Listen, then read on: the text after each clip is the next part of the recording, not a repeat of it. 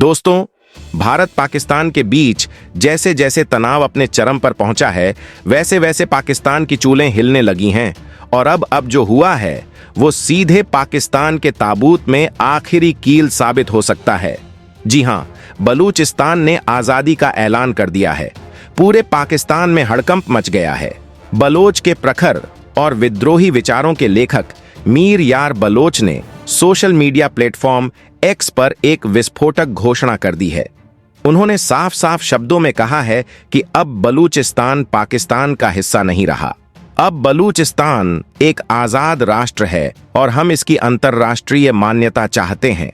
मीर यार बलोच ने पूरी दुनिया को चौंकाते हुए संयुक्त राष्ट्र से शांति मिशन भेजने की मांग की है ताकि बलूचिस्तान को पाकिस्तान की दमनकारी सेना से मुक्त कराया जा सके।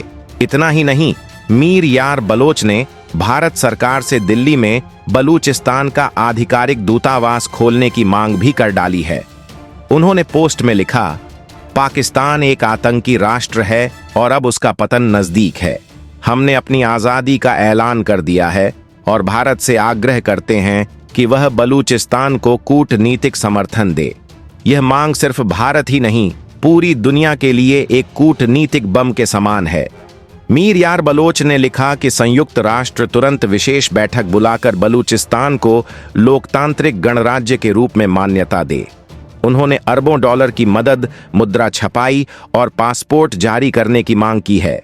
इसके साथ ही पाकिस्तान की सेना, फ्रंटियर कोर, पुलिस, खुफिया एजेंसियों और प्रशासन से साफ शब्दों में कहा गया है कि वे बलूचिस्तान की जमीन, आसमान और समुद्र को तुरंत खाली करें और सारा सैन्य साजो सामान वहीं छोड़कर भाग जाएं।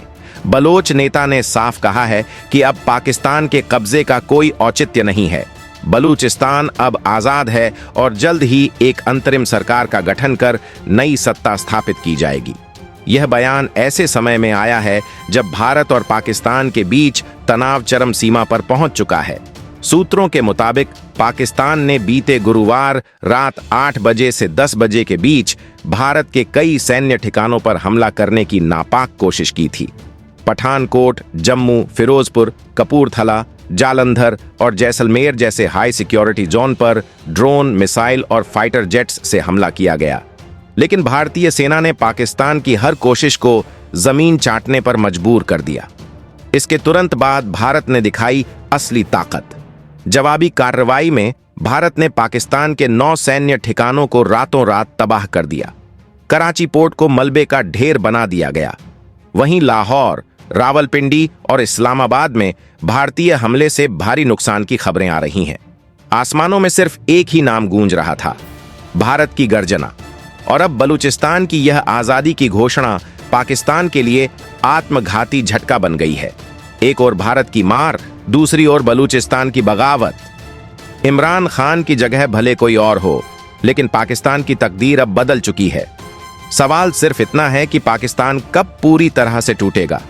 कहा जा रहा है कि बलूचिस्तान में पहले से ही अलगाववाद की आग सुलग रही थी, लेकिन अब वह ज्वालामुखी बन चुकी है। मीर यार बलोच के इस ऐलान के बाद बलूचिस्तान के अलग अलग इलाकों में जनता सड़कों पर उतर आई है और आजादी जिंदाबाद के नारे लग रहे हैं।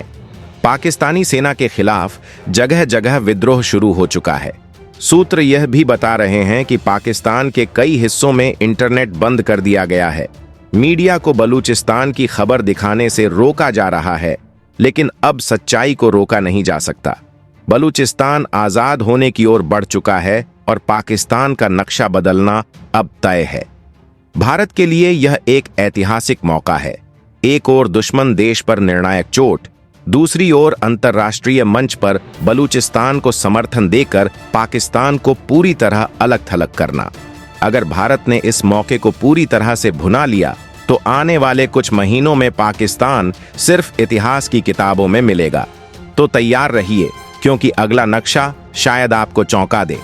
बलूचिस्तान अब पाकिस्तान का नहीं, यह एक नई शुरुआत है, आजादी की, न्याय की और आतंक से मुक्ति की। क्या आप तैयार हैं उस दिन के लिए जब संयुक्त राष्ट्र की मेज पर भारत और बलूचिस्तान साथ खड़े होंगे और पाकिस्तान गिड़गिड़ाता दिखेगा? जय हिंद।